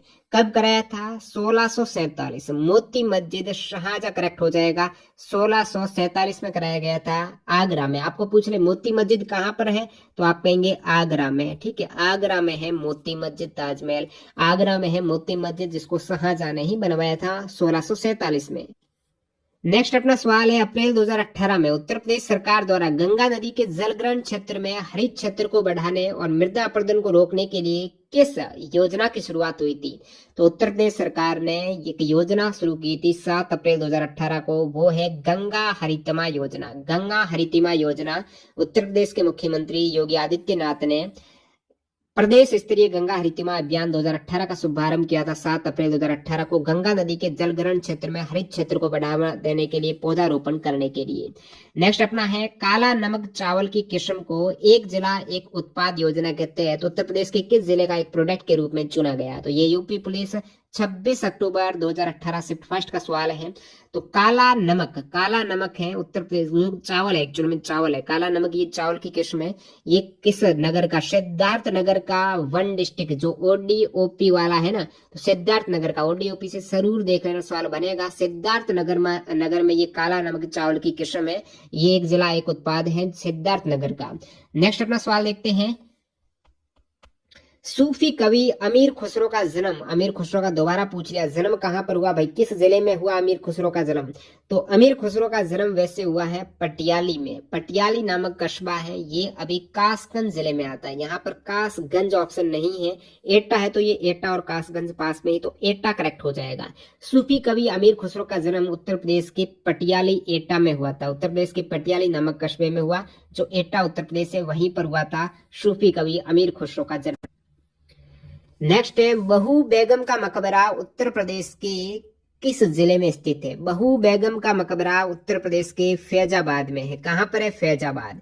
अब ये जो नवाब शुजा उद्दौला की रानी है उमतुजुहरा उर्फ बहू बेगम, तो ये इनका नाम वैसे है उमतुजुरा, तो उमतुजुरा है, इसको बहू बेगम कहते हैं। ये उत्तर प्रदेश के फैजाबाद जिले में स्थित है। इनका मकबरा 1816 में बनाया था नवाब शुजाउद्दौला ने। तो शुजाउद्दौला की रानी है उमतुजरा उर्फ बहू बेगम के लिए 1816 में ये बनाया गया था मकबरा। उत्तर प्रदेश में फैजाबाद में है बहू बेगम का मकबरा। नेक्स्ट अपना सवाल है, निम्नलिखित में से किस प्रसिद्ध भारतीय शास्त्रीय गायिका को उनके शिष्य द्वारा प्यार से अप्पा जी बुलाया जाता था? तो गिरिजा देवी करेक्ट आंसर हो जाएगा। गिरिजा देवी जो मशहूर शास्त्रीय गायिका है, गिरिजा देवी, ये सैनिया और बनारस घराने की एक प्रसिद्ध भारतीय शास्त्रीय गायिका है, जो कि उत्तर प्रदेश से है। सैनिया और बनारस घराने की ये गायिका है और इनका नाम है अप्पा जी। नेक्स्ट सवाल है, उत्तर प्रदेश के वर्तमान मुख्यमंत्री योगी आदित्यनाथ किस संप्रदाय से संबंधित है? योगी आदित्यनाथ है नाथ संप्रदाय से। अगला सवाल है, उत्तर प्रदेश के निम्नलिखित जिलों में से किसकी सीमा नेपाल के साथ लगती है? अब नेपाल की सीमा है, इन जिलों में से जो विकल्प हो जाएगा वो आपके महाराजगंज है। उत्तर प्रदेश के 7 जिलों की सीमा नेपाल से लगती है, उनमें आपकी महाराजगंज एक है, सिद्धार्थ, महाराज, बलराम, ठीक है, सारोशती है, बहराइच है, लखीमपुर, पीलीभीत, ये जिले हैं नेपाल से लगते हैं। 579 किलोमीटर की बाउंड्री नेपाल से टच होती है उत्तर प्रदेश की। अगला है, एशियाई खेल 2018 में महिला 3000 मीटर बाधा दौड़ प्रतियोगिता में रजत पदक विजेता सुधा सिंह उत्तर प्रदेश के किस जिले से है? तो ये आपको इससे क्या देखना है, उत्तर प्रदेश के जितने भी खिलाड़ी है ना, जिन्होंने कोई ओलंपिक में अच्छा प्रदर्शन किया हो, कॉमनवेल्थ गेम में अच्छा प्रदर्शन किया हो, एशियन गेम्स में अच्छा प्रदर्शन किया हो, और कोई भी इंडिविजुअल स्पोर्ट के जो होते रहते हैं अंतर्राष्ट्रीय स्तर पर इवेंट, उनमें कोई अच्छा प्रदर्शन करके मेडल लेके आए हो, वो किस जिले से है, जरूर जरूर देख लेना। तो इसका एक वीडियो मैं जरूर बनाऊंगा, क्योंकि यहाँ से सवाल बनेगा। तो चैनल को सब्सक्राइब करके बेल आइकन हिट कर देना। जो भी उत्तर प्रदेश के खिलाड़ी हैं वो किस जिले से हैं, अपना वीडियो आ जाएगा। सुधा सिंह उत्तर प्रदेश के किस जिले से हैं? सुधा सिंह दोस्तों रायबरेली जिले से हैं। किस जिले से? रायबरेली। नेक्स्ट अपना सवाल है, कब संयुक्त प्रांत का नाम बदलकर उत्तर प्रदेश किया गया? 1950 में तो किया गया है। कौन सी डेट को किया गया है? 24 जनवरी 1950 को किया गया। उत्तर प्रदेश 24 जनवरी 1950 को अस्तित्व में आया है, जब भारतीय गवर्नर जनरल ने संयुक्त प्रांत का नाम आदेश 1950 पारित किया और संयुक्त प्रांत का नाम बदलकर उत्तर प्रदेश कर दिया। याद रखना है 24 जनवरी 1950 को, 26 जनवरी मत कर देना, 2 दिन पहले कर दिया है 24 जनवरी को। 26 जनवरी 1950 को तो अपना गणतंत्र दिवस की शुरुआत हुई है।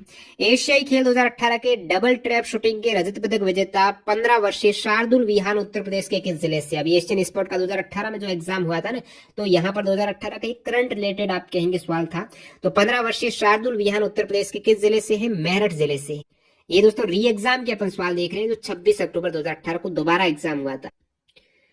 नेक्स्ट सवाल है, एक जिला एक उत्पाद योजना के तहत हस्त निर्मित कागज के उत्पादन के लिए उत्तर प्रदेश के किस जिले को चुना गया? हस्त निर्मित कागज है वो प्रोडक्ट किस जिले का है? जालौन जिले का है हस्त निर्मित कागज।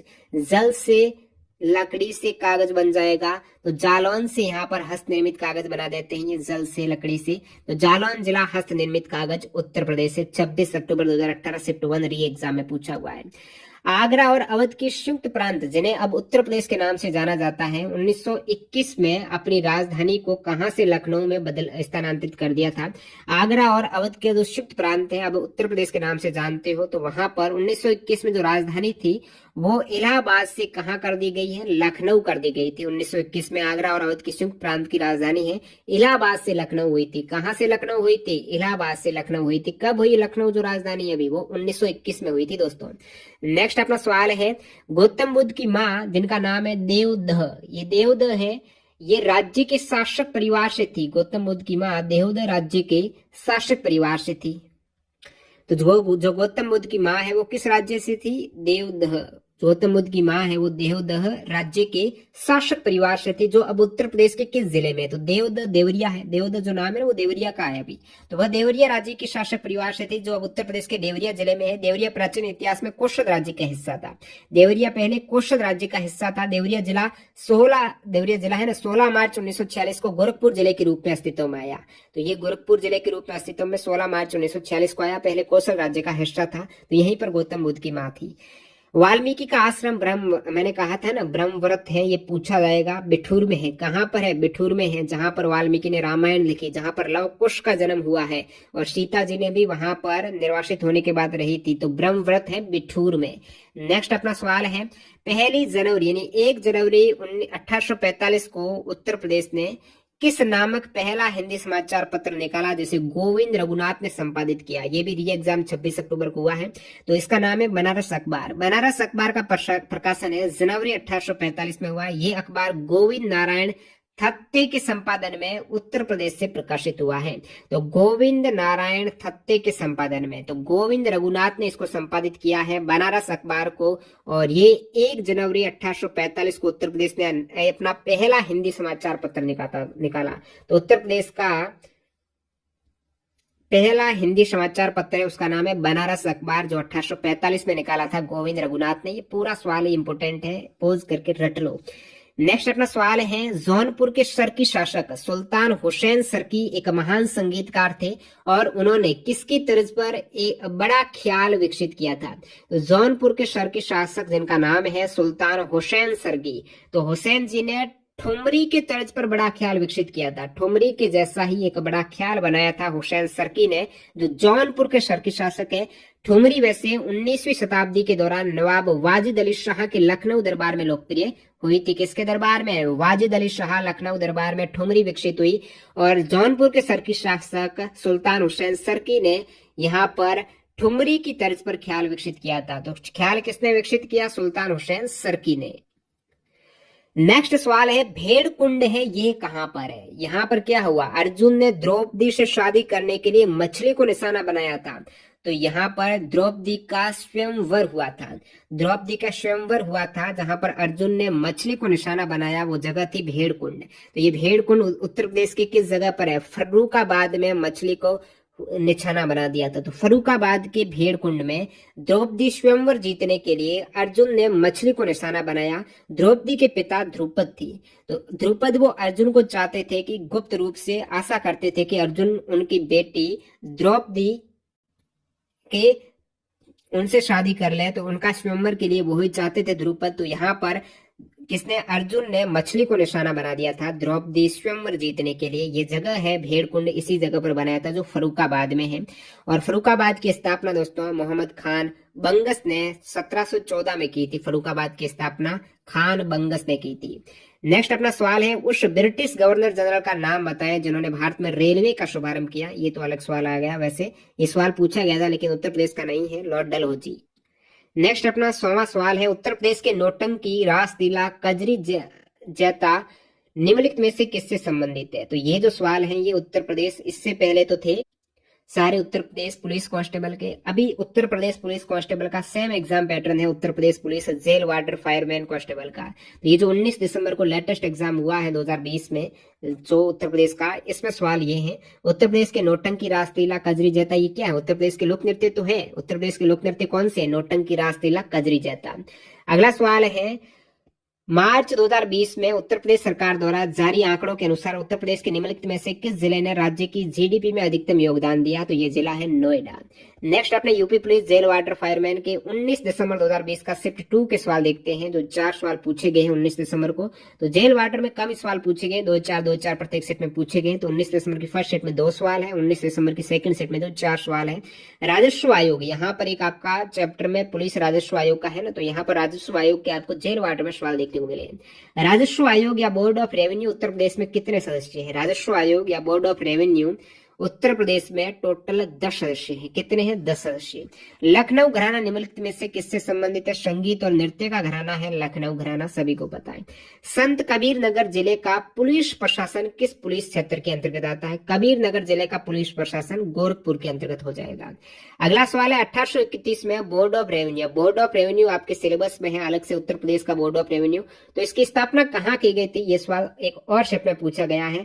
अब इसमें याद रखना है, बोर्ड ऑफ रेवेन्यू की स्थापना 1831 में हुई थी। कब हुई थी, 1831 में हुई थी, इलाहाबाद में। Board of revenue Uttar Pradesh की स्थापना कहाँ की गई थी, इलाहाबाद में। बोर्ड है ये दोनों मुख्य राजस्व प्राधिकरण प्रशासनिक और न्यायिक के रूप में कार्य करता है। तो मुख्य राजस्व प्राधिकरण प्रशासनिक और न्यायिक के रूप में कार्य करता है बोर्ड ऑफ रेवेन्यू, जो 1831 में इलाहाबाद में स्थापित हुआ है। इसको रट लेना है, board of revenue Uttar Pradesh की स्थापना है वो इलाहाबाद में हुई, 1831 में हुई। नेक्स्ट ये यूपी जेल वार्डर 20 दिसंबर के सवाल है। फर्स्ट शिफ्ट का सवाल देखो, 20 दिसंबर के फर्स्ट शिफ्ट में पूछा है, सीएपीएफ और सीपीयू के सर्वश्रेष्ठ पुलिस प्रशिक्षण संस्थानों के विजेता को प्रतिवर्ष कितनी ट्रॉफियां प्रदान की जाती है। तो 3 ट्रॉफी मिलती है यहाँ पर सीपीयू या सीएपीएफ की तरफ से, सेंट्रल आर्म पुलिस फोर्स की तरफ से जो सर्वश्रेष्ठ पुलिस प्रशिक्षण इंस्टीट्यूट है, पुलिस को प्रशिक्षण कराती है, उनके विजेता को प्रतिवर्ष 3 ट्रॉफियां देती है। निम्नलिखित में से कौन सा कथन सही है। तो स्टेटमेंट का यहाँ पर पूछ लिया है, यह भी बोर्ड ऑफ रेवेन्यू का है। मैंने कहा बोर्ड ऑफ रेवेन्यू 1931 में स्थापित हुआ है इलाहाबाद में, 1831 में बोर्ड ऑफ रेवेन्यू इलाहाबाद में स्थापित हुआ। लेकिन 1947 के बाद बोर्ड का न्यायिक विंग है वो इलाहाबाद में कार्य करता है और प्रशासनिक विंग है वो लखनऊ स्थानांतरित कर दिया। तो ये वाला स्टेटमेंट करेक्ट है कि 1947 के बाद कौन सा विंग कहाँ कार्य करता है। जो न्यायिक विंग है वो तो इलाहाबाद में काम करता है और प्रशासनिक विंग है वो लखनऊ में। ये ध्यान रखना, वेरी इंपोर्टेंट लाइन है। अगला सवाल देखते हैं, आरंभ में निम्नलिखित में से कौन सा कार्य वर्ष 1831 में राजस्व परिषद उत्तर प्रदेश द्वारा संपन्न किया जाता था, जिसे 1932 से 35 के दौरान हटा दिया गया था। अब यहाँ पर जो 1831 में इलाहाबाद में बोर्ड ऑफ रेवेन्यू की स्थापना हुई थी, जो बोर्ड ऑफ रेवेन्यू जिसे आप हिंदी में बोलेंगे राजस्व परिषद, तो वर्ष 1831 में इलाहाबाद में राजस्व परिषद स्थापित हुआ। तो उत्तर प्रदेश द्वारा कौन सा कार्य उस समय जब स्थापित हुआ वो किया जाता था और बाद में 1932 से 35 में हटा दिया गया था। ये 1831 है, ये 100 साल बाद हटा रहे हैं 1932-35 के दौरान। तो ये कार्य है कोर्ट ऑफ वार्ड से संबंधित, कोर्ट ऑफ वार्ड से संबंधित कार्य है वो हटा दिया गया। नेक्स्ट है, प्रशासनिक सुविधा के लिए उत्तर प्रदेश राज्य में कितने मंडल है। तो उत्तर प्रदेश राज्य में टोटल 18 मंडल है। कितने मंडल है यूपी में, 18 मंडल है, 4 संभाग है और 75 जिले हैं, तो 18 मंडल हो जाएंगे। अब यूपी जेल वार्डर का 20 दिसंबर का सेकंड शिफ्ट के सवाल देखते हैं। सवाल है, 82.5 डिग्री ईस्ट जिसे भारत के मानक मेरिडियन के रूप में चुना गया है, उत्तर प्रदेश के किस जिले से होकर गुजरता है। तो 82 डिग्री 30 मिनट पूर्व है जो भारत का मानक समय रेखा है, भारत का मानक मेरिडियन है, ये इलाहाबाद से निकलता है और वैसे ये मिर्जापुर उत्तर प्रदेश से होकर गुजरता है। ग्रीनविच मीन टाइम से हमारा समय 5.5 घंटा आगे है। नेक्स्ट अपना सवाल है, उत्तर प्रदेश की सरकार को 2020-21 में निम्नलिखित में से किस क्षेत्र में वस्तु एवं सेवा कर जीएसटी के रूप में सबसे अधिक राजस्व प्राप्त हुआ। अब जीएसटी का अलग से आपका सवाल आएगा सिलेबस में, एक सवाल जीएसटी का देखने को मिलेगा, तो जीएसटी से इतने ही 15-20 सवाल बनते हैं, उनको रट लो। तो सवाल है, वस्तु एवं सेवा कर के रूप में सबसे अधिक राजस्व प्राप्त करता है उत्तर प्रदेश सरकार का ये राज्य उत्पाद शुल्क के द्वारा, राज्य उत्पाद शुल्क के द्वारा। मार्च 2020 में उत्तर प्रदेश सरकार द्वारा जारी आंकड़ों के अनुसार उत्तर प्रदेश के निम्नलिखित में से कौन से जिले ने राज्य की जीडीपी में न्यूनतम योगदान दिया? सबसे कम योगदान सरस्वती का, ये करंट अफेयर्स का सवाल है।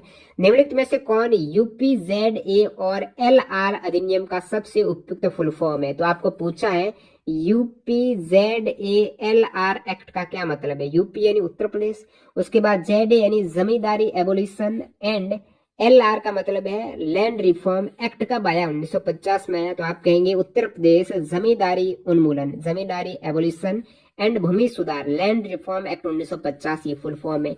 उत्तर प्रदेश में जिला मजिस्ट्रेट नियुक्त करने वाला प्राधिकरण निम्नलिखित में से कौन सा है? उत्तर प्रदेश में जिला मजिस्ट्रेट नियुक्त करने वाला प्राधिकरण उत्तर प्रदेश सरकार है। अगला अपना सवाल है वो है यूपी पुलिस कांस्टेबल के जो 25 अक्टूबर 2018 को री एग्जाम होगा, उसके सवाल अभी यहाँ पर लास्ट में शामिल करते हैं। जो री एग्जाम होगा 25 अक्टूबर को, तो उसमें कितने सवाल पूछे गए हैं? लगभग 7 सवाल पूछे गए हैं यूपी जीके के। सवाल देखिएगा, जकार्ता एशियाई खेल 2018 में शूटिंग में गोल्ड जीतने वाले 16 वर्षीय सौरभ चौधरी उत्तर प्रदेश के किस जिले से संबंधित है? सौरभ चौधरी है मेरठ से, ठीक है, सौरभ चौधरी मेरठ से। मृदा जिसमें मुख्य रूप से पोटास की कमी होती है उत्तर प्रदेश के किस जिले में पाई जाती है? पोटास की कमी होती है, वो मृदा है जलोढ़ मृदा। कौन सी मृदा जिसमें पोटास की कमी होती है? जलोढ़ मृदा। उत्तर प्रदेश में हाईएस्ट मृदा जलोढ़ ही पाई जाती है, जलोढ़ मृदा अधिकतम पाई जाती है। और उत्तर प्रदेश के किस जिले में ये सबसे अधिक पाई जाती है? तो सबसे अधिक ये आप कहेंगे जौनपुर में। जौनपुर, आजमगढ़ और मऊ जिलों में पाई जाने वाली मिट्टी में पोटास की कमी होती है। जौनपुर, आजमगढ़ और मऊ जिले, जौनपुर, आजमगढ़ और मऊ जिले में पोटाश की कमी होती है। जलोढ़ मृदा में वैसे ही पोटाश कम होता है। अशोक स्तंभ में उत्कीर्ण किए हुए शेर का मुख जिसे भारत सरकार द्वारा राष्ट्रीय प्रतीक के रूप में अपनाया गया है, अशोक स्तंभ शेर का मुख, ये कहां से लिया गया है, किस संग्रहालय में संरक्षित है? अभी तो ये सारनाथ के संग्रहालय में आपको देखने को मिलेगा। नेक्स्ट है, चंदेल शासन के दौरान उत्तर प्रदेश का निम्नलिखित में से कौन सा क्षेत्र जेजाक भुक्ति या जय होटी के नाम से जाना जाता था? चंदेल शासन के दौरान बुंदेलखंड क्षेत्र है, ये जेजाक भुक्ति या जय होटी के नाम से जाना जाता था। तो चंदेल वंश ने जेजाक भुक्ति क्षेत्र, जो वर्तमान मध्य प्रदेश और उत्तर प्रदेश में बुंदेलखंड है, वहां पर शासन किया था। चंदेल वंश ने जेजाक भुक्ति में शासन किया था, और जेजाक भुक्ति क्षेत्र ये बुंदेलखंड क्षेत्र है। जेजाक भुक्ति है ये बुंदेलखंड है, ठीक है। और बुंदेलखंड का अपन ने राज्यों के जिलों के बारे में बात कर दी है, कौन से जिले आते हैं। उत्तर प्रदेश को महिलाओं से संबंधित पहली पत्रिका, उत्तर प्रदेश की महिलाओं से संबंधित पहली पत्रिका कौन सी है, जो 1847 में प्रकाशित करने का श्रेय जाता है भारतेंदु हरिश्चंद्र को? तो उत्तर प्रदेश की महिलाओं से संबंधित पहली पत्रिका है बाल बोधिनी, और बाल बोधिनी है ये 1 जनवरी 1874 को भारतेंदु हरिश्चंद्र ने बाल बोधिनी पत्रिका का प्रकाशन किया। 1847 नहीं, शायद ये 74 होना चाहिए। तो भारतेंदु हरिश्चंद्र करेक्ट हो जाएगा। बाल बोधिनी पत्रिका ये उत्तर प्रदेश की महिलाओं से संबंधित पहली पत्रिका जो भारतेंदु हरिश्चंद्र की है, वो बाल बोधिनी है। नेक्स्ट है, प्रसिद्ध सितार वादक नाम है नवाब इनायत खान, ये उत्तर प्रदेश के किस जिले से हैं? सितार वादक है इनायत खान है इटावा, इनायत इटावा, ठीक है, इनायत इटावा, न कि एटा। अंतिम सवाल, उत्तर प्रदेश का निम्नलिखित में से कौन सा जिला बुंदेलखंड क्षेत्र का हिस्सा है? तो बुंदेलखंड क्षेत्र के उत्तर प्रदेश के जिले हैं जालौन, झांसी, ललितपुर, चित्रकूट, हमीरपुर, बांदा और महोबा। इनमें से महोबा करेक्ट हो जाएगा, ये दोबारा रिपीट हुआ है। तो उत्तर प्रदेश के ये जिले हैं बुंदेलखंड क्षेत्र में आते हैं। एक बार दोबारा देखो, जालौन, जा, ये अंतिम सवाल है, तो इसकी ट्रिक आप कमेंट सेक्शन में बताइएगा, सभी कैंडिडेट देख लेंगे। बुंदेलखंड क्षेत्र के जिलों की ट्रिक यहाँ पर जालौन, झांसी, ललितपुर, चित्रकूट, हमीरपुर, बांदा और महोबा। अंतिम सवाल याद रख लो, ये सभी जालौन, झांसी, ललितपुर, चित्रकूट, हमीरपुर, बांदा और महोबा उत्तर प्रदेश के बुंदेलखंड क्षेत्र के जिले हैं। वीडियो पूरा देखने के आपका बहुत बहुत धन्यवाद। तो 1 घंटे में ये पूरे 121 सवाल हैं जो आपके यूपी पुलिस कांस्टेबल के इन 15 प्रीवियस एग्जाम में पूछे गए सभी उत्तर प्रदेश से रिलेटेड सवाल हैं। एफर्ट के लिए लाइक कर देना, बहुत से सवालों को एक एक करके ढूंढना रहता जो रीजनिंग और मैथ पर करना है, क्योंकि समय बहुत कम है। कम से कम आपके पास 40 दिन है। फरवरी में एग्जाम हो रहा है, कहीं ना कहीं हो जाएगा फरवरी में। डेट भले फिक्स मत कहो आप, लेकिन फरवरी एंड तक हो जाएगा एग्जाम। तो उसमें आपको अभी आप ज्यादा से ज्यादा कोशिश करेंगे ना, जीके में बहुत ज्यादा सवाल आप सही नहीं कर पाओगे। स्मार्ट स्ट्रेटजी मेरा कहना तो यही है कि आप सामान्य हिंदी में जरूर करो, क्योंकि इतने ही टॉपिक है, पर डे एक टॉपिक लेके चलेंगे तो इजीली हो जाएगा। अब यहाँ पर एक और स्ट्रेटजी है कि वीकली आपको रिवीजन करना है। आपने पढ़ लिया टॉपिक और रिवीजन नहीं किया, वो पढ़ा हुआ जीरो, मैं कहूंगा जीरो है, कुछ भी काम का नहीं है। आप रिवीजन नहीं करेंगे तो अब रिवीजन ऐसे कर सकते हो, आप मॉक टेस्ट दो। अभी ऐसा नहीं आप पर डे मॉक टेस्ट देंगे तो आपके पास समय थोड़ा कम रहेगा, क्योंकि मॉक टेस्ट में भी आपके 2 घंटे जाने वाले हैं। पर दिन आपको 12 से 13 घंटे तो पढ़ने हैं, जिसमें 2 दिन में एक मॉक टेस्ट लगा लेना है। और मॉक टेस्ट से क्या होगा, जो चीजें आप पढ़ते हो ना, जैसे कि मॉक टेस्ट में क्या ज्यादातर हिंदी, मानसिक योग्यता, ये रीजनिंग और मैथ्स ही तो है ज्यादातर। तो इनसे आपको बार बार जो सवाल गलतियां हो रही वो पता चलेगा और उनको आप सही करेंगे और टाइम मैनेजमेंट बेहतर होगा। मॉक टेस्ट के लिए आप टेक्स्ट बुक ज्वाइन कर लो, आज ज्वाइन कर लो, क्योंकि टेक्स्ट बुक में प्रीवियस ईयर पेपर लगाओ। आप कौन से लगाओ प्रीवियस पेपर, यूपीआईसी एसआई के बहुत से पेपर पड़े, क्योंकि काफी पेपर हुए और 10 के आसपास पेपर आपको प्रीवियस ईयर के मिल जाएंगे यूपी पुलिस कांस्टेबल के। अब इतना ही समय है, तो कम से कम प्रीवियस ईयर के पेपर लगाओ, वहां से अच्छा खासा आइडिया लगेगा कि एक्चुअल में रीजनिंग का इन सभी टॉपिक में से कौन से सवाल पूछे जाते हैं। प्रीवियस ईयर के लिए